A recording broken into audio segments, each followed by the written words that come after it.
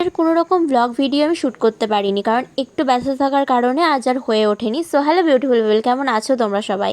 এই ভিডিওটা কিছুদিন আগের ভিডিও। তোমরা সবাই জানো যে আমি একটা বিয়ে বাড়িতে গেছিলাম, আর এই ভিডিওর গেট রেডি কিন্তু অলরেডি আমার চ্যানেলে আপলোড আছে। সো প্লিজ একবার গিয়ে দেখে এসো, আর আমি কিন্তু অবশ্যই কমেন্টে পিন করে দেবো। আর তারপরেই জানো তো, এই দিনের যে ভিডিওটা, বিশ্বাস করো অনেকটা লেন্দি একটা ভিডিও ছিল। আমি ভেবেছিলাম তোমাদের খাওয়ার একটা ভিডিও আমি আমার চ্যানেলে আপলোড করব। তো সেই ভিডিওটা অ্যাকচুয়ালি মেনুতে কী কী ছিল সেইগুলোই কিন্তু তোমাদের সাথে আজকে ভিডিওতে শেয়ার করব। আমি এটার উপর একটা রিলস বানিয়েছিলাম।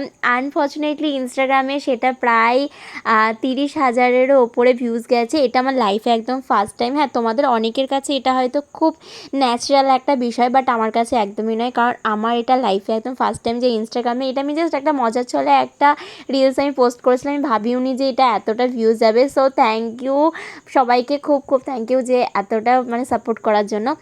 আর দেখো, আমি গেছিলাম সেদিন বিয়েবাড়িতে। বিয়েবাড়ির ভেন্যুটাও তো তোমরা দেখেইছো। আমি কিন্তু এটার একটা লং ব্লগও কিন্তু আমার ইউটিউবে আপলোড করা, ইভেন আমার ফেসবুক চ্যানেলেও কিন্তু পেজেও আপলোড করা আছে। তোমরা গিয়ে একবার প্লিজ দেখে এসো, আশা করি ভালো লাগবে। আর আমি সেদিন কিন্তু স্টার্টারে বেশি কিছু খেয়েছিলাম না, খুব অল্প পরিমাণে নিয়েছিলাম। আর মা এদিকে কিন্তু স্টার্টার নিয়েছিল, যেহেতু আমরা অনেক রাতেই মোটামুটি গেছিলাম, তো তার জন্য কিন্তু আমরা আর বেশি লেট করিনি। আর এদিকে স্টার্টার দেখে আর কী বা সামলাবো বলো নিজেকে, তাই স্টার্টার খেয়েই কিন্তু একটু গল্পগুজব করেই কিন্তু আমরা মেন কোর্সের দিকে খাওয়ার দিকে গেছিলাম। কোর্সে কিন্তু স্যালাড ছিল, সাথে কিন্তু এরকম একটা চিংড়ি মাছের একটা চপ টাইপের ছিল।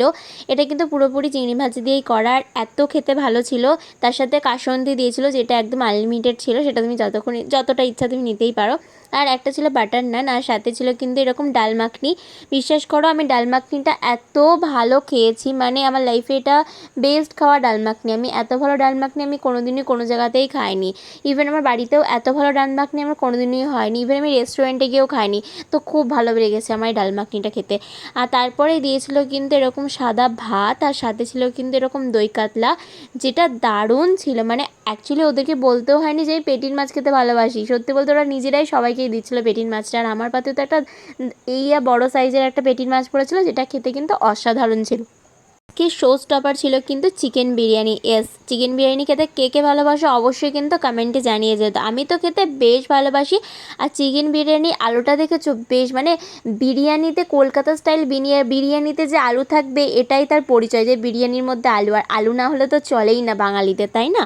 আর সাথে ছিল কিন্তু এরকম একটা চিকেনের আইটেমও ছিল, আর তারপর চাটনি পাঁপড় মিষ্টি যেটা থাকে।